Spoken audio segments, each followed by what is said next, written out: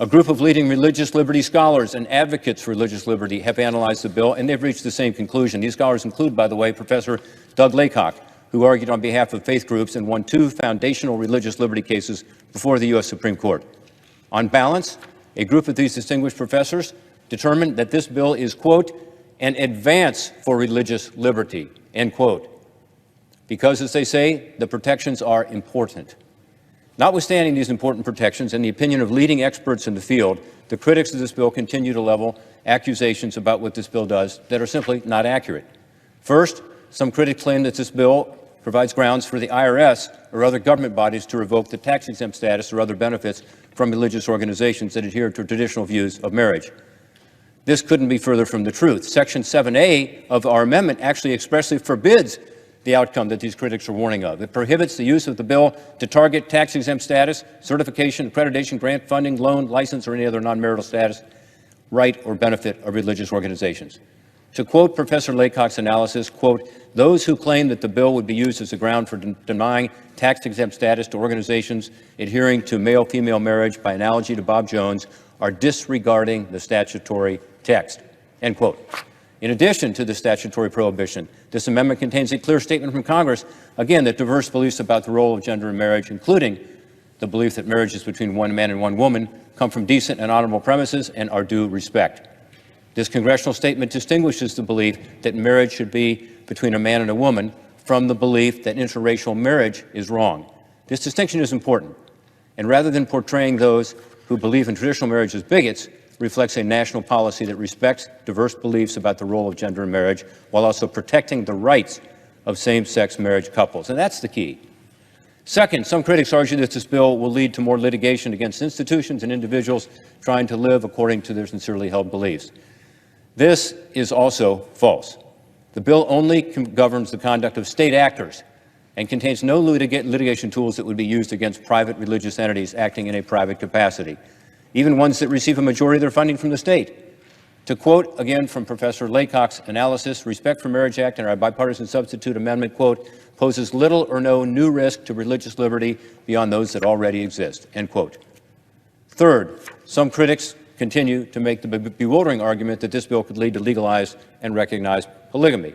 Again, no grounding in reality. No state allows bigamy or polygamy, and this bill does not change this. Moreover, our amendment explicitly says now, nothing in this act or any amendment made by this act shall be construed to require or authorize federal recognition of marriages between more than 2 individuals, end quote. Finally, some critics argue that this bill is deficient because it does not contain new enforceable rights for private businesses or other entities that apply beyond the scope of this bill. This is not a fair criticism. This bill, as legal scholars and many faith groups agree, poses no new risk to religious organizations while containing significant benefits and protections for people of faith. Of course, the bill does not cover or address every lawsuit or dispute that may arise between LGBTQ and religious interests, but it does address the disputes that could arise because of this bill. In conclusion, I urge my colleagues to look carefully at the new religious liberty provisions. Take a look at them. I hope you'll be able to support the Respect for Marriage Act. The substitute amendment is a carefully negotiated, well-crafted piece of legislation that protects people of faith as well as same-sex married couples. A statement in a recent letter from the Council for Christian Colleges and Universities accurately states that our amendment, and I quote, sends a strong bipartisan message to Congress, the administration, and the public that LGBTQ rights can coexist with religious freedom protections, and the rights of both groups can be advanced in a way that is prudent and practical, end quote. I think that's the major point here. They can coexist. That's what our legislation proves. That's why it deserves the support, in my view, of our colleagues. So I urge them to join me in taking this path forward, to pass this bill with the same overwhelming bipartisan support we saw in the House of Representatives. The American people want us to settle this issue, and millions of American couples who are married, including many in Ohio, are counting on us to recognize and protect their marriage and give them the peace of mind that they deserve. I yield back my time. Madam President, Senator from Wyoming. I'd like to seek recognition. Senators recognized. My days since the first cloture vote on the Respect for Marriage Act as amended have involved a painful exercise in accepting admonishment and fairly brutal self-soul searching. entirely avoidable, I might add, had I simply chosen to vote no. The Bible teaches that marriage is between one man and one woman. I accept God's word, including God's word as to the definition of marriage. I support my church's adherence to that biblical pronouncement. I support Wyoming's statute, which codifies that definition. I find solace in people and organizations that share my beliefs. I, and many like me, have been vilified and despised by some who disagree with our beliefs. They do not withhold bitter invective. They use their own hateful speech to make sure that I and others who believe as I do know that we are hated and despised by them. Americans on the other side of this issue can relate to ill treatment as well.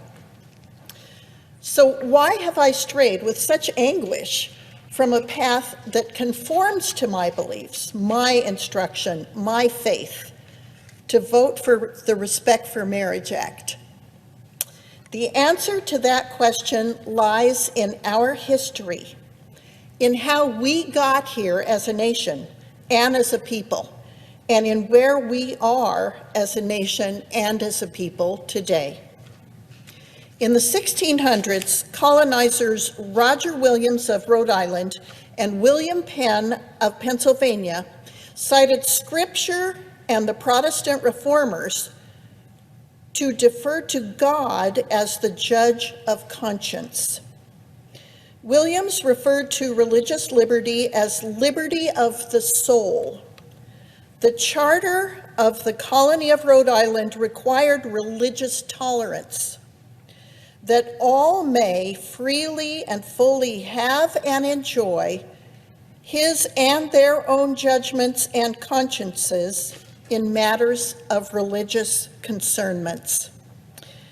George Whitefield's groundbreaking message, without which these United States never would have come into being, emphasized an individual's personal relationship with God, where previously the individual deferred to the church.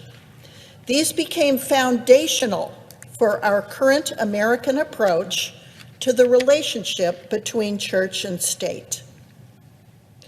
In 2015, the United States Supreme Court, in its Obergefell decision, established a constitutional right to same-sex unions using the term marriage. Tens of thousands of same-sex American couples have married in reliance on that Supreme Court decision. The term marriage now has two meanings, the biblical and the secular. The Respect for Marriage Act, by design, references neither definition. It uses the term individuals. The Act recognizes that both definitions exist and codifies that a marriage legally entered in one state will be legally accepted by the others. Further, the Act provides protection from persecution by a government authority towards a church and its organizations of religious instruction that adhere only to the biblical definition. These are turbulent times for our nation. Americans address each other in more crude and cruel terms than ever in my lifetime. It is jarring and unbecoming of us as human beings. It is highly intolerant, and frequently the most so when expressed by those who advocate for tolerance. Many of us ask ourselves, our nation is so divided. When will this end, and how will it end?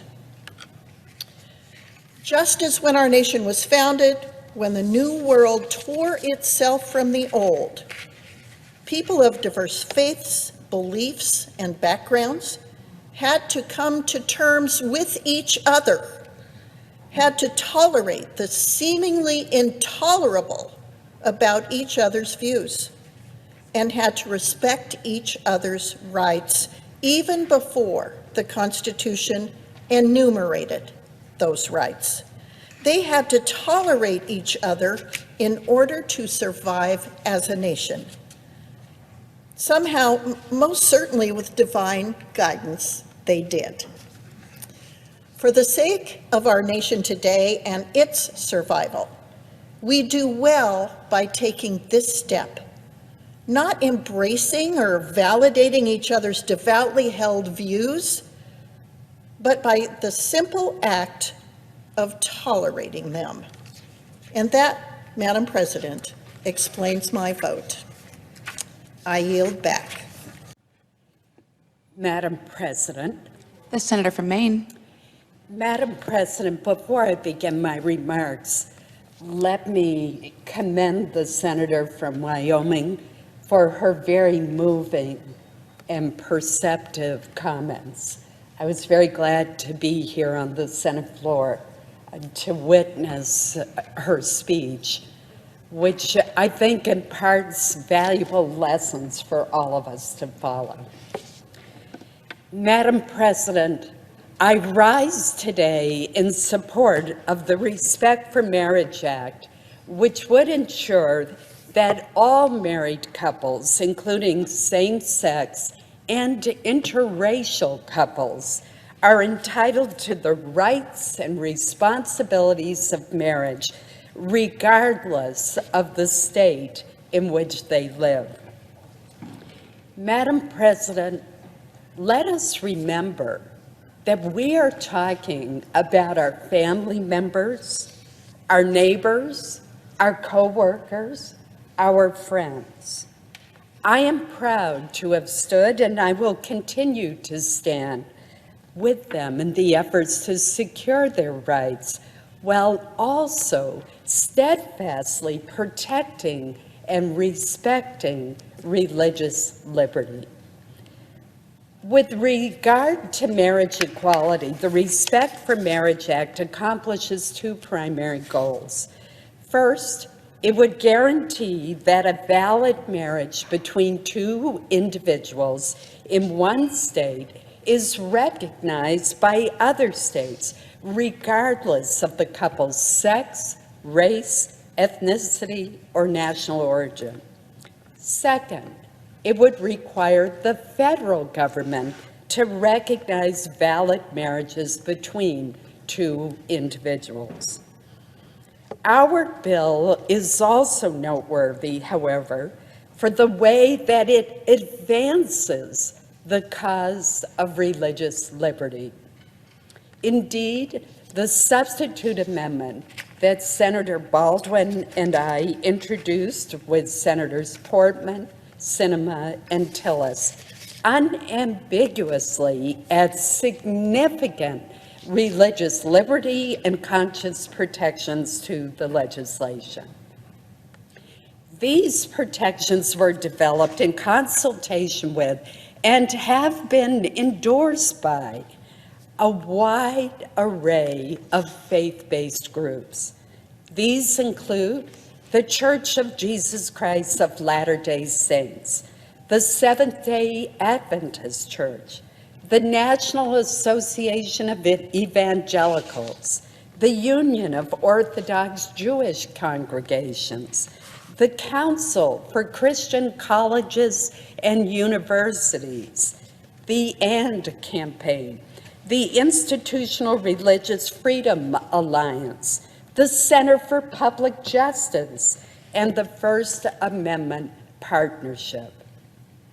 Madam President, every single one of these entities believes that marriage is between a man and a woman.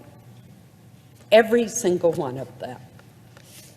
They support the religious liberty provisions in the substitute because these provisions provide important safeguards against government retaliation, as well as meaningful recognition of their beliefs embodied in public policy.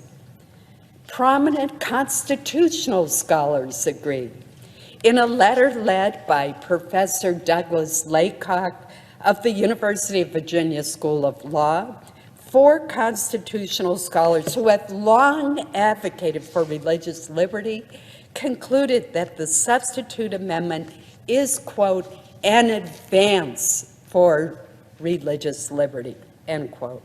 They call it a good and important step for the liberty of believers to follow their traditional views of marriage.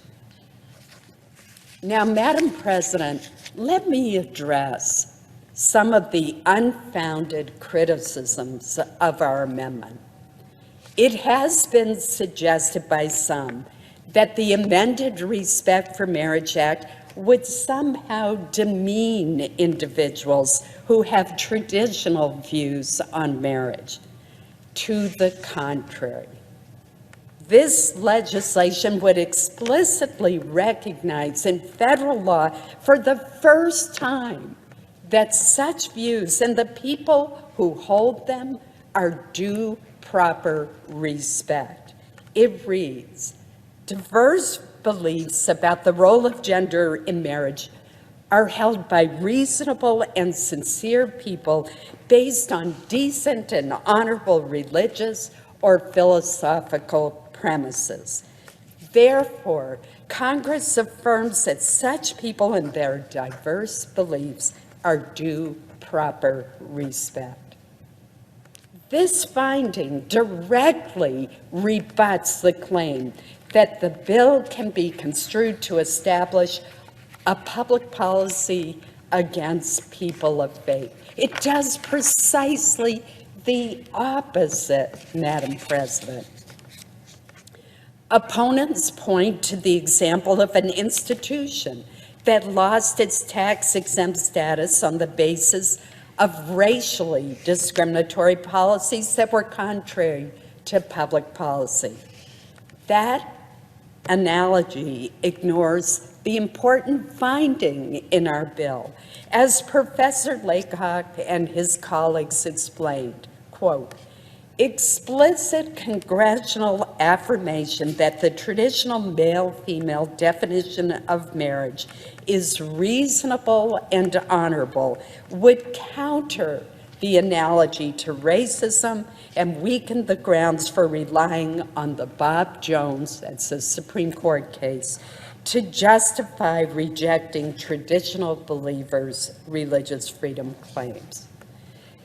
Despite this strong policy statement, some have continued to argue that the Respect for Marriage Act, with its substitute amendment, could still somehow be used to deprive religious organizations of their tax-exempt status. We've heard that on the floor today.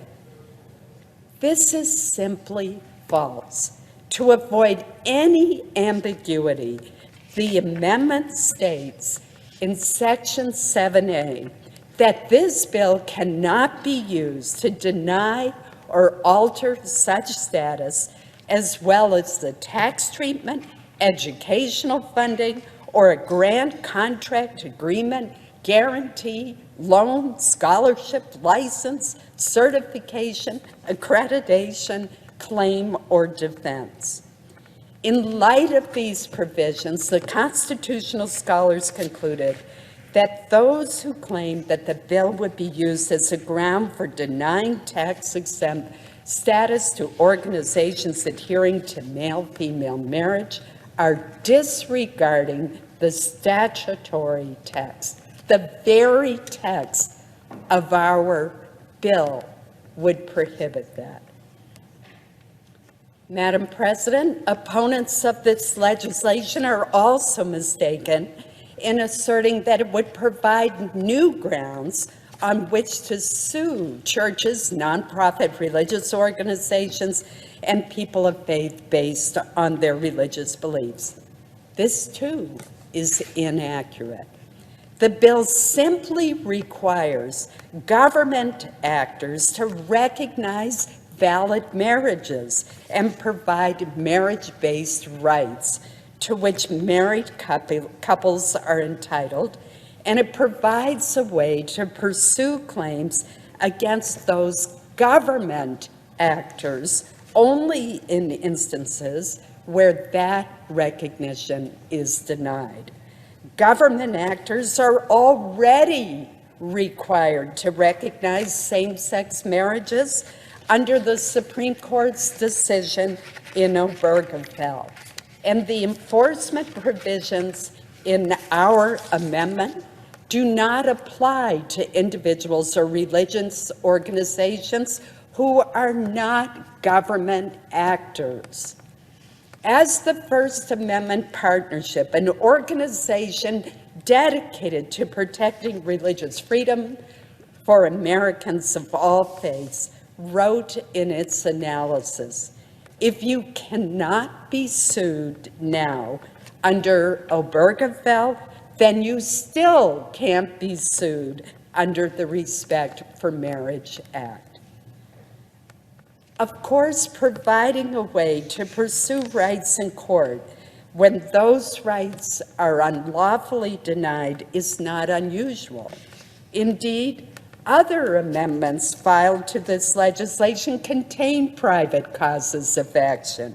The amendment offered by our colleague from Utah, Senator Lee, ironically, would empower individuals to bring lawsuits even on the basis of threatened violations.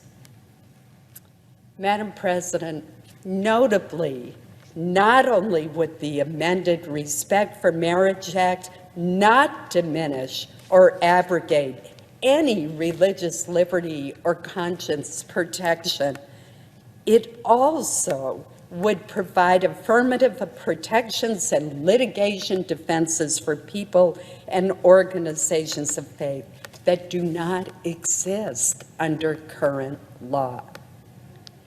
For instance, the amendment contains an affirmative protection that prohibits any religious nonprofit organization, including churches, synagogues, temples, mosques, religious schools, and faith-based social agencies from being forced to provide goods, services, or accommodations in connection with the solemnization or celebration of a marriage against their beliefs. Moreover, the legislation flatly prohibits any litigation for such a denial. Madam President, the leader of one religious group recently wrote that our legislation, as amended, sends a strong bipartisan message to Congress, the administration, and the public that LGBTQ rights can coexist with religious freedom protections, and that the rights of both groups can be advanced in a way that is prudent and practical. I agree, and that is what our bill does. It advances the rights of couples, same-sex and interracial couples who are married to one another, and it advances religious liberty. I ask my colleagues to join me in supporting this important and historic step forward for religious liberty and for ensuring the dignity and respect for all Americans. Thank you, Madam President. Majority Whip. Ask unanimous consent to speak for 5 minutes before the roll call begins. Without objection. Thank you, Madam President. I'm glad that I'm on the floor today to hear the previous speakers. I thank Senator Collins of Maine.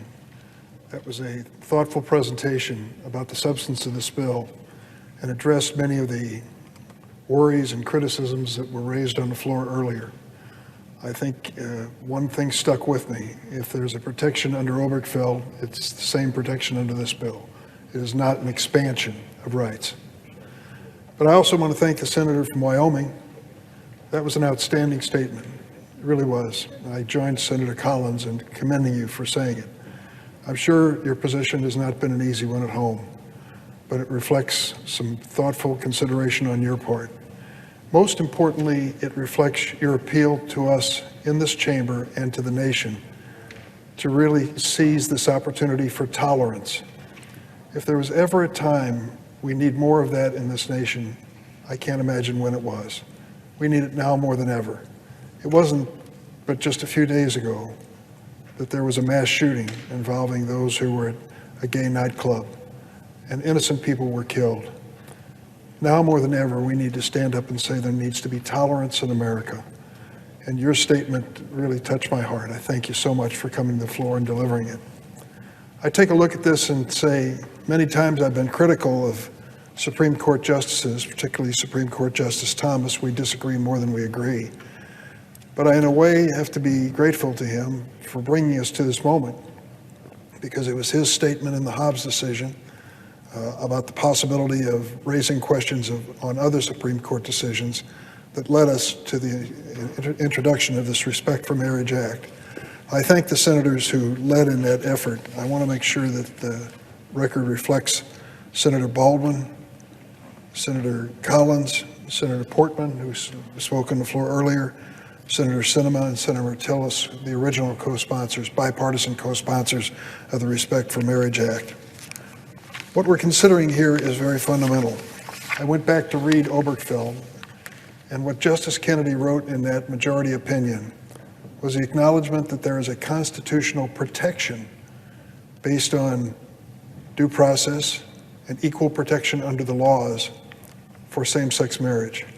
Fundamental. He said we don't have to wait on the legislature to spell this out. It already exists. And that, to me, says how powerful this issue is. My wife and I are blessed to have so many friends who are in same-sex marriages and are wonderful people in so many respects. It has really opened our eyes to the reality of life for so many good Americans who simply want to have the opportunity under the law to marry the people they love. The vast majority of Americans believe in that. I do. And I think what we're trying to do today is to protect that right as best we can. Maybe what we're doing is not as expansive as Obergefell, but it is a genuine good faith effort. Senator Lee in his amendment claims that it's necessary for his amendment to protect religious liberty, but he ignores the robust protections for religious liberty already in the Respect for Marriage Act. The bipartisan substitute has been quoted over and over, but it bears repeating. Quote, "Nothing in this act or any amendment made by this act shall be construed to diminish or abrogate a religious liberty or conscious protection otherwise available to an individual or organization under the Constitution of the United States or federal law." Of course, the free exercise of religion must be protected. No one disputes that. And that's why the bipartisan substitute amendment makes clear that this bill does not override existing religious freedom protections. I commend those religious organizations that have stepped forward, read this bill carefully, and supported it publicly. It is across the political spectrum and religious spectrum of America. I think they understand the lengths that we went to, those of us who supported it, as well as those who wrote it, in putting in provisions to protect the free exercise of religion. But we must remember, this critical First Amendment right is a shield, not a sword. It cannot and must not be wielded to discriminate against individuals solely based on whom they love. We've seen too many who've tried to turn this crusade the wrong way. I hope today's vote on the United States Senate floor makes it clear that we are here to protect civil rights and not enable civil rights violations. We need to protect LGBTQ families and ensure that same-sex marriages are offered the same stability and dignity that all marriages are entitled to. For these reasons, I oppose Senator Lee's amendment, encourage my colleagues to do the same, and I yield the floor. Thanks for watching, and if you haven't already, please consider subscribing to our channel. And while you're at it, please leave us a comment. Thank you for watching.